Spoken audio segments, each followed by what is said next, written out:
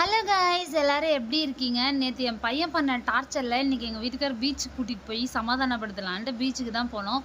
இங்கேருந்து பக்கம் தாங்கிறதுனால பைக்லேயே கூட்டிகிட்டு போயாச்சு. இந்த ஈகிளை பார்த்தாவே தெரியும், பெசன்ட் நகர் பீச்சுக்கு தாங்க போனோம். அன்றைக்கி ஏதோ பக்கத்தில் கோவில் ஃபெஸ்டிவல்னு சொல்லிட்டு கடை எல்லாமே க்ளோஸு. கடையில் இருக்க கூட்டம் எல்லாமே கடலில் தான் இருந்தாங்க. எல்லோரும் ஜாலியாக வைப் பண்ணிகிட்டு இருந்தாங்க. ஞாயிற்றுக்கிழமை வேறையாச்சே, சொல்லவா வேணும். இந்த பையன் தண்ணியில் இறங்குறதுக்கு கொஞ்சம் பயந்துட்டு இருந்தான் ஸ்டார்டிங்கில்.